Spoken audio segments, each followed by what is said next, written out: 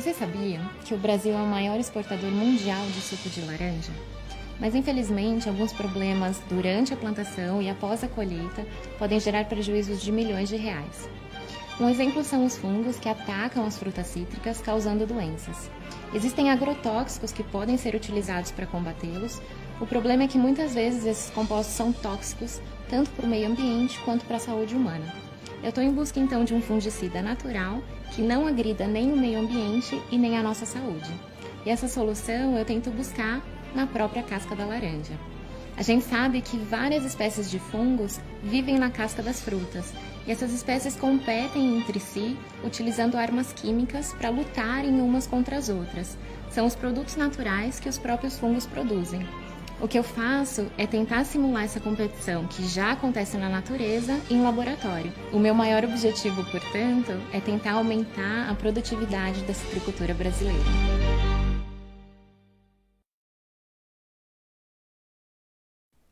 Muito boa tarde a todos.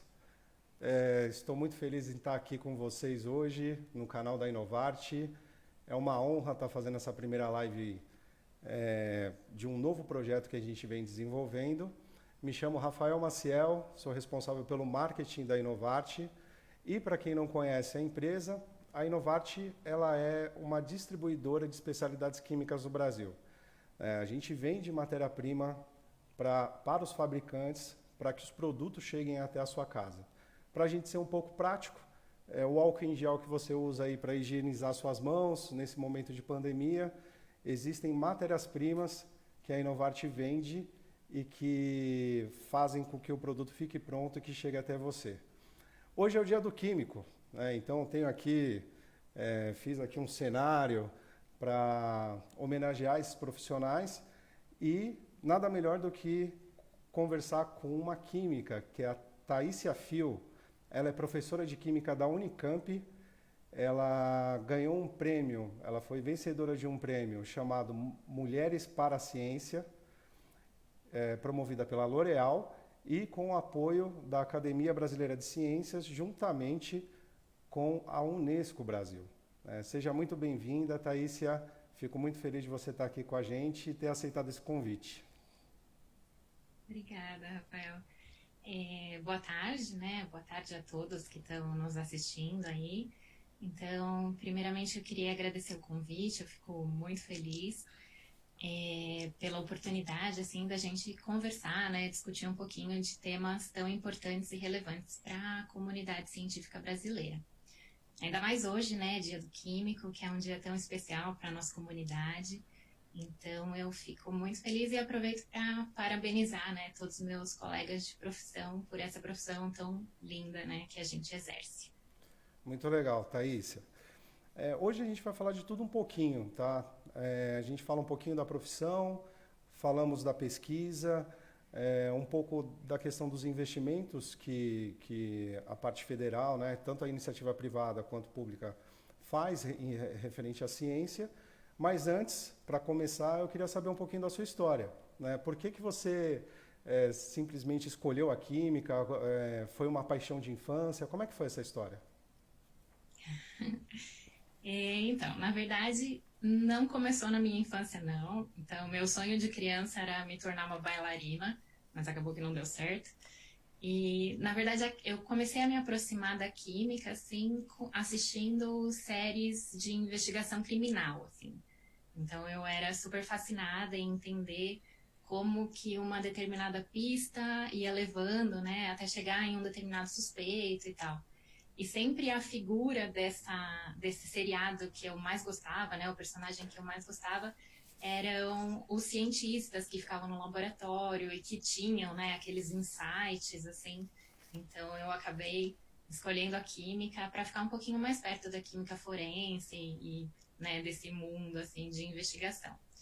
Mas o que aconteceu é que eu entrei na graduação, né, em química, bacharelado em química, e no segundo ano eu comecei uma iniciação científica e com o professor Edson Rodrigues Filho, que eu gosto muito, admiro muito, né, deixo o meu agradecimento, e acabei me apaixonando, assim, né, conhecendo esse universo microscópico e me apaixonando pelos micro-organismos e pelos produtos naturais, assim. Então, hoje eu sou super realizada, saí um pouquinho das investigações criminais, mas eu me sinto super realizada explorando e tentando entender um pouquinho mais dos mecanismos da natureza, assim. Nossa, muito legal. É, a química ela é uma paixão, né? Quem gosta mesmo, ele vai a fundo e acaba se tornando sempre ótimos profissionais, né? Falando um pouquinho da sua pesquisa e desse prêmio que você conquistou, né? A gente sabe que a citricultura ela vem se desenvolvendo ano a ano aqui no Brasil e hoje o Brasil ele se tornou um dos principais polos de exportação de laranja, né? Eu separei um gráfico, Thaísia, para a gente falar um pouquinho sobre esses números e também qual que é a importância, né, para o futuro da agricultura referente à sua pesquisa. Uhum. Então, falando um pouquinho do meu trabalho, né, do que a gente desenvolve no laboratório, então a gente está muito interessado, né, lá na Unicamp, em tentar entender as doenças, né, causadas por fungos e bactérias às frutas cítricas, né? E por que a gente escolheu as frutas cítricas? Então, como você mencionou, né, Rafael, a citricultura ela é muito importante para a economia do país. Então, hoje, né, falando um pouquinho dos números, o Brasil é o maior produtor de laranja in natura e também o maior exportador de suco de laranja no mundo, né? Então, tem até uma estimativa aí de que a cada 5 copos de suco de laranja, 3 sejam 100% brasileiros, 100% nacionais. Então, capaz aí que a gente, nas nossas viagens, né, se a gente pedir um suco de laranja, a probabilidade de ser um suco de laranja brasileiro é muito alta. Então, o Brasil, ele... Eu adoro suco de laranja. Eu também, eu sou fã. Então, a citricultura, o Brasil é o país número 1 da citricultura. Então, nós, né, cientistas e pesquisadores, a gente tenta manter essa posição que é tão importante para a nossa economia. Mas o que acontece é que tem alguns problemas relacionados, né, à citricultura, principalmente envolvendo fungos e bactérias que causam doenças e causam muitas perdas econômicas, né? Perfeito. Então, o que a gente faz no laboratório é tentar entender essas doenças do ponto de vista químico e bioquímico. Então, a partir do momento que a gente entende quais são as armas químicas utilizadas pelos fungos, né, para atacarem ali a laranja, né, a gente consegue desenvolver estratégias de controle. Se a gente entende a doença, a gente desenvolve estratégias de controle mais seguras, mais eficientes. Então, hoje em dia, a gente sabe que tem um grande problema com agrotóxicos, né?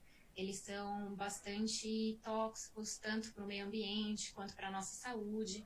Então, o que a gente tenta é realmente desenvolver estratégias seguras. Então, no laboratório, a gente tem estudado algumas moléculas, a gente já chegou em algumas moléculas com um potencial bom antifúngico, e agora a gente tem tentado estudar para ver se a gente poderia aplicar realmente essas moléculas no campo, né, na citricultura. Mas ainda faltam alguns estudos. Assim. Alguns estudos, né? Essa pesquisa, né, ela é dedicada apenas para laranja ou a gente pode futuramente aplicar em outras frutas ou legumes, verduras? Como é que você enxerga essa situação? E a questão um pouco do impacto também, né, no agronegócio, da gente utilizar agrotóxicos, né? Você acha que isso vai mudar? Como é que você pensa sobre isso? O que você pensa? Então, é importante que a gente controle essas doenças, né? Então, eu acho que a utilização de moléculas, né, antifúngicas que protejam as nossas frutas, legumes e verduras, assim por diante, né? Elas são muito importantes. Mas é importante que exista um estudo, né, bastante aprofundado, assim, com relação à toxicidade desses compostos. Então, para que, né, os níveis que a gente aplica e as moléculas que a gente aplica, que não exista nenhum risco para a gente, nem para o meio ambiente. Isso é o que é o mundo ideal, né? Que a gente consiga proteger a citricultura e as outras culturas, né? Mas também que a gente esteja usando moléculas que sejam, que não tenham nenhum potencial tóxico para a gente. Essas moléculas que a gente trabalha lá no laboratório, a gente também tem investigado com relação a outras doenças, outras bactérias, outros fungos, né? a gente está falando das moléculas antifúngicas, então a gente tem estudado também outros alvos, assim, de outras doenças. Legal. Mas, então, tudo é uma questão de estudo, assim, mas a gente tem também lidado com outras doenças, sim. O fungo, né? Para quem não conhece, para quem não é da área, quando a gente fala de fungo, a gente fica até com um pouco de nojo, né? Então, nossa, um fungo na parede, ou um fungo na fruta. Né? O que que seria um fungo realmente, assim, para você e tecnicamente? O que é um fungo? Então, Tipo, eu gosto tanto de fungo que eu faria uma tatuagem de fungo, por exemplo. ai, ó, vou falar que se não fosse o medo da agulha, eu até pensaria em fazer uma tatuagem. Mas com relação a isso, né? Então, eu entendo, assim, e talvez no passado eu tivesse essa mesma impressão, né? De que os fungos, eles são nocivos, que eles são nojentos, né? Então, a gente tem essa sensação, né? Que causam doenças, a gente vê realmente na parede e tal. Então, a gente tem essa sensação. Mas, quando a gente investiga um pouquinho mais sobre eles, a gente vê que eles são organismos extremamente fascinantes, assim. Então, eu, como uma apaixonada mesmo, eles são muito inspiradores. Então, por exemplo, se você é, olhar para eles, assim, do ponto de vista químico, eles são verdadeiras fábricas de moléculas para a gente, né? E que a gente pode usar no nosso cotidiano, essas moléculas. Então, por exemplo, não sei se vocês sabem, assim, mas o primeiro antibiótico descoberto, né, no mundo, assim, que foi a penicilina, ela é produzida por um fungo, Olha né, que por legal. uma espécie de penicillium. Então, essa molécula, ela revolucionou a medicina, né? Então, salvou milhares de vidas na Segunda Guerra Mundial e assim por diante. E não só a penicilina, né? Então, tem outras moléculas também que são muito importantes, né, na nossa vida cotidiana, assim, e que também vieram de fungos.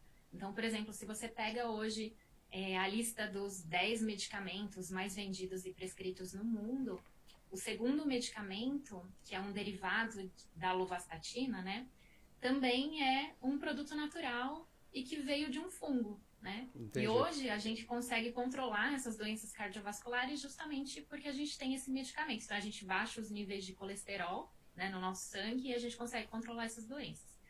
E eu poderia ficar falando horas e horas e horas assim, do potencial deles. Então, assim, tem moléculas imunossupressoras. Então, assim, o transplante de órgãos só foi possível, né, essa parte na medicina, porque a gente tem essas moléculas imunossupressoras que vieram também de micro-organismos.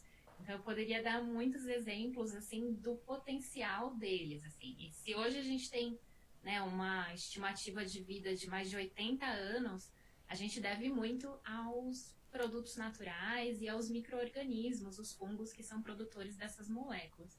Então, Muito eles legal. são inspiradores, assim. Muito legal. Acho que em cada profissão, né, que a gente tem no mundo, sempre tem a parte inspiradora, né? Muito legal. Assim, mudando um pouquinho de assunto, eu gostaria de falar sobre uma questão que é muito importante, que é sobre a sua profissão, o masculino e o feminino, né? E eu sei que esse prêmio ele te deu muita voz.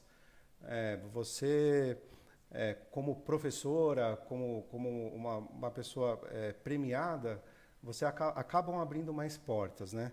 Sabemos que um terço dos profissionais que trabalham nessa área são mulheres e existe um distanciamento nisso, né, entre profissionais masculinos e profissionais femininos. O que é para você ser uma mulher da ciência, para a ciência, né, e quais são os seus desafios diários como mulher na profissão? Legal, Rafael. E que bom que você puxou esse tema, assim, que eu acho que é muito importante, né? Mulheres na ciência é um tema que a gente precisa discutir a todo momento, porque realmente a gente precisa alcançar essa equidade de gênero. A gente está, na minha opinião, claro, a gente está muito distante ainda de alcançar essa equidade, né? Então, eu acho que a gente já caminhou bastante, a gente já conseguiu alcançar algumas posições, né? A gente tem alcançado mais espaço, né? Ganhado mais espaço, mas mesmo assim eu acho que a gente tem um longo caminho pela frente. Então, se você pegar essas ciências mais duras, assim, né? Então, por exemplo, a química, a física, né? Então, a gente tem ainda matemática, né? A gente tem ainda um ambiente muito, muito, muito masculino. Então, se a gente pegar os números, os dados, isso fica muito claro. Então, por exemplo, né, na minha área, né, então, aqui no Instituto de Química da Unicamp, onde eu trabalho, né, como docente, então, se você pega toda a história do Instituto, né, de todos os diretores, né, que comandaram o Instituto, a gente teve apenas uma única mulher. Se a gente olha para os números, né, da Sociedade Brasileira de Química, que é a sociedade que nos representa, dos 20 agora presidentes, a gente teve apenas uma única mulher, né? Então, claro que o cenário tende a mudar e eu espero que mude, mas a gente consegue perceber essas grandes diferenças, né? Essa grande desigualdade que existe, né, de gênero. Então, e existem muitos outros números que eu poderia citar. Então, na Academia Brasileira de Ciências, a gente ainda é minoria. Com relação a reitores da Unicamp, a gente só teve reitores homens até o momento. Então, assim por diante, né? Quando a gente pega as bolsas produtividade do CNPq, então só 25%, né, do nível mais alto das bolsas produtividade são para mulheres. Então, a gente ainda precisa alcançar muito espaço, né? E ter essa voz que você mencionou, né? Com relação aos desafios diários, assim, na minha opinião também. Então, para mim, o maior desafio é que a gente tem que trabalhar 2, 3, 4 vezes mais para mostrar o nosso potencial, para mostrar que a gente é boa, né? Para mostrar que a gente consegue essa posição, que a gente merece essa posição. Então, eu acho que a gente tem esse problema, né? Outro problema é com relação à representatividade. Então, quando a gente não vê essas mulheres nesses altos cargos da ciência, né?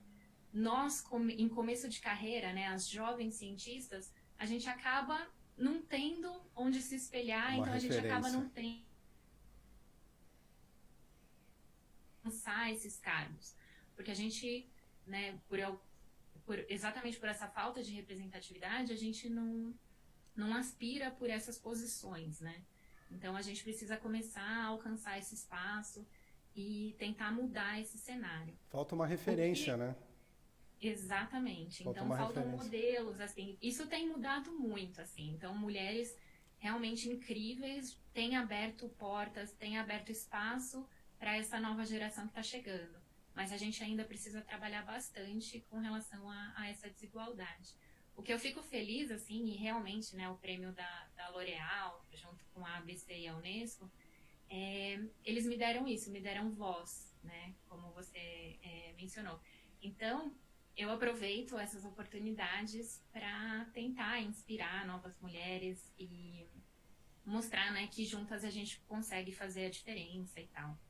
E o que eu acho mais importante, assim, Rafael, é assim, a mulher, né, ela tem uma visão de mundo diferenciada. Então, ela tem algumas características que são próprias da mulher, né? Então, características como nós somos muito detalhistas, disciplinadas, né? A gente faz tudo com muita cautela, assim. Então, a gente precisa dessa visão também na ciência, né? A gente precisa de diversidade na ciência. Porque é só assim que a gente vai conseguir uma ciência de ponta, né, para que a gente consiga todo o progresso do país. Né? Muito legal. Eu sou fã das mulheres, há muito pouco tempo na área, eu percebo que o mercado químico também ele é muito masculino. Né? Existem grandes empresários, os presidentes, CEOs de empresas, grande parte são masculinos. E eu vejo aqui a diretoria feminina, né? E colocando ali os seus dons e talentos voltados para o feminino. Né? E eu acho isso muito legal, é um desafio enorme em lidar com o público masculino também para essa área, né? E fico muito feliz de você estar conquistando o seu espaço e de você estar incentivando aí outros profissionais e outras pessoas mais jovens até também, que estão começando uma carreira, a a entrar nesse meio com toda a força, né? Demonstrando toda a beleza da mulher. Muito legal. Falando um pouquinho sobre a pandemia, né? A gente sabe que a gente está numa crise sanitária, uma crise social, política. Faltam investimentos. Eu vejo que a ciência hoje, principalmente na China ou nos Estados Unidos, elas estão muito mais à frente na questão de investimentos e na questão de tecnologia. O Brasil hoje é o 9º colocado mundial em investimentos. Como é que o governo ele tem ajudado vocês nessa questão? Tirando a iniciativa privada, que a gente sabe que já colabora, mas você acha que está faltando investimento? Está bom do jeito que está? Então, Rafael, acho que pela minha cara eu respondi tudo. Já. Então, Rafael, exatamente, né? Então, por exemplo, você pega o cenário que a gente está vivendo hoje, né? Então, a gente vive no meio de uma pandemia, então a gente está falando da nossa casa, né? Então, no meio de uma pandemia onde a ciência nunca foi tão importante, né? Mega importante. Né? Então, assim, a busca por uma vacina, a busca por um remédio. Então, a gente nota, né, a grande importância da ciência, né? Então, acho que está claro e cada vez mais claro para todos nós, né, como sociedade, a importância da ciência, né? Mas a gente vive isso e, ao mesmo tempo, né, que a gente está vivendo isso, a gente sofre inúmeros cortes de verba, né, de financiamento por parte do governo. Então, cientistas aqui no Brasil, né? Thaís, você cortou um pouquinho, o seu último trecho cortou, se você puder repetir. Tá. Então, né, com relação a isso, então, realmente a ciência tem mostrado, né, a sua importância, eu acho, né? Então, na mídia se fala, né, a gente tem cada vez mais espaço para a ciência, mas ao mesmo tempo que a gente vive essa situação de pandemia, né, onde a gente precisa de ciência, quando a gente olha para os investimentos, né, para os financiamentos no Brasil com relação à ciência, eles estão caindo e caindo e caindo. Então, a gente tem muitos desafios ainda como cientistas no Brasil, né? Principalmente com falta de investimento, falta de oportunidades também. Então, por exemplo, os nossos mestres e doutores que estão sendo formados, né?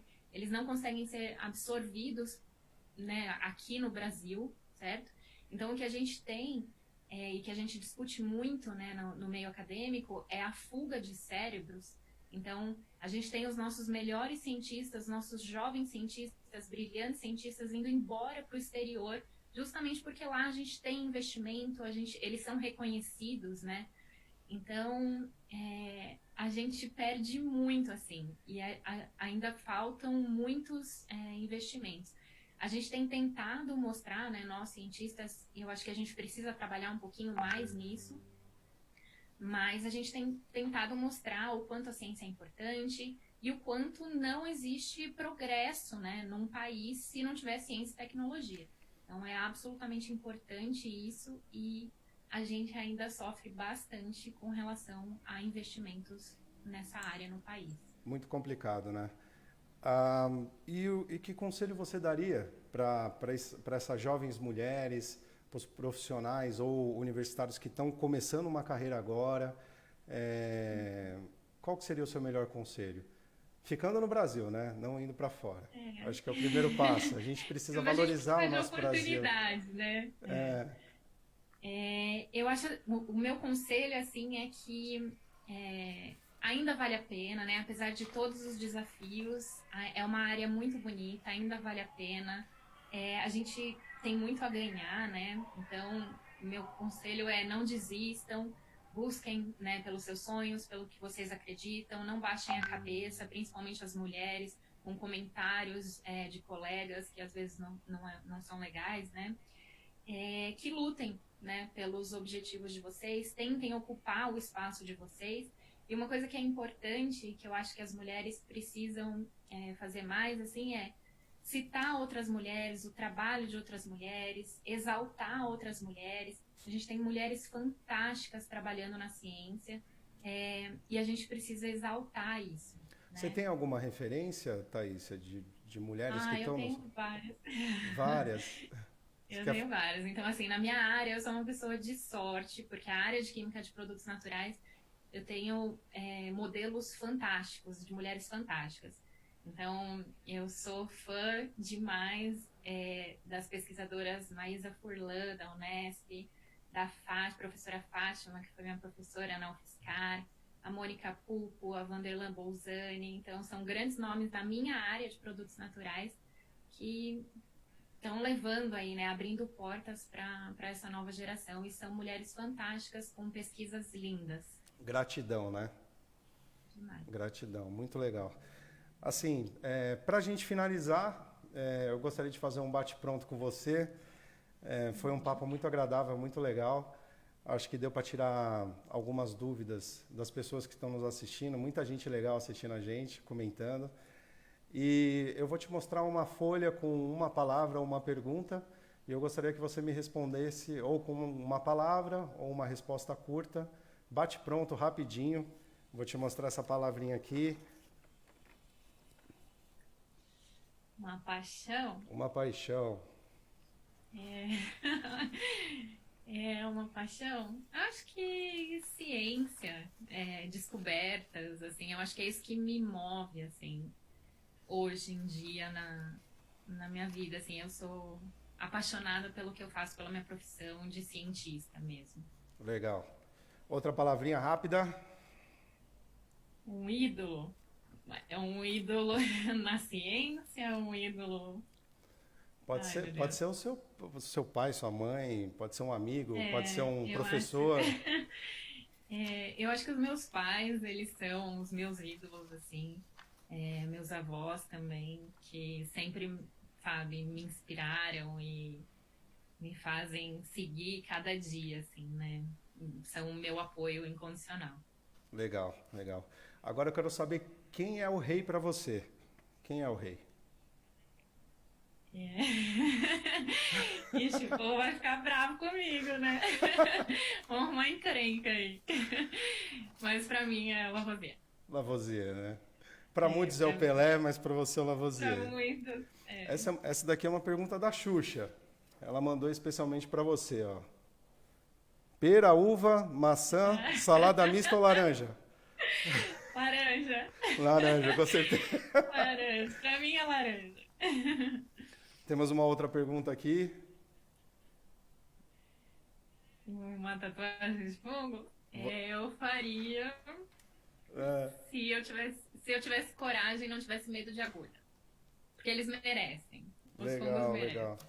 E para finalizar, um desenho que eu sou muito fã, eu gostaria de saber a sua opinião sobre isso. É, é que a gente fala isso, revela a nossa idade, Rafael. Verdade, é. Então é complicado. Melhor falar que eu não lembro. Verdade. Não, eu acho que eles voltaram, sim. Eu acho que eles voltaram. Eles voltaram. Eu acho que eles utilizaram da ciência e da química para voltar. Eu acho que sim. Acho Com que você tem certeza. razão. Com certeza. Thaísia, está finalizando o nosso bate-papo. Eu gostaria muito de agradecer novamente a sua participação. Hoje é o Dia do Químico. Queria parabenizar todos os profissionais novamente da área. É uma profissão que exige muita dedicação, muito estudo. Se você não estudar, você não é bom, não tem jeito, né? Você precisa estudar muito. E nada como você, uma profissional do ramo, premiada, renomada, com voz, para aceitar esse convite. E fico muito grato por tudo isso. Muito grato mesmo, de verdade. Nossa, eu que agradeço, Rafael. Então, agradeço, né, o convite, a oportunidade. Então, realmente foi um prazer muito grande, assim, e admiro a posição da empresa, né, de estar pensando nesses assuntos que são tão importantes e relevantes. Então, que bom, eu fico feliz por todos nós, né, queremos essas mudanças, assim, que são tão necessárias para o desenvolvimento do país, assim, né. Legal, a mudança é inevitável, né? Então, desde preconceitos, postura, sustentabilidade, a forma como a gente consome os produtos, né, a nossa responsabilidade sobre o meio ambiente, né, tudo isso faz parte de um futuro melhor, né, de um futuro que a gente possa deixar aí para os nossos netos, bisnetos, e que cada dia isso seja mais consciente na cabeça de todos. Eu gostaria muito de agradecer a todos que estão assistindo. Foi um prazer enorme, foi uma primeira live que a Inovarte fez, basicamente a minha primeira live também. Então, estou muito contente com o resultado, estou muito contente com a convidada, foi muito especial para a gente. E em breve nós traremos aí mais novidades na página, mais conteúdo, de um 2020 que esperamos que fique cada vez melhor, tá bom? Um beijo muito grande para todos vocês. Thaísia, mais uma vez, muito prazer em te receber aqui. O canal vai estar sempre aberto para você mostrar aí o seu trabalho. Sempre vou te receber com muito carinho, tá? E nos falamos, pessoal, e até breve. Tchau, tchau, gente.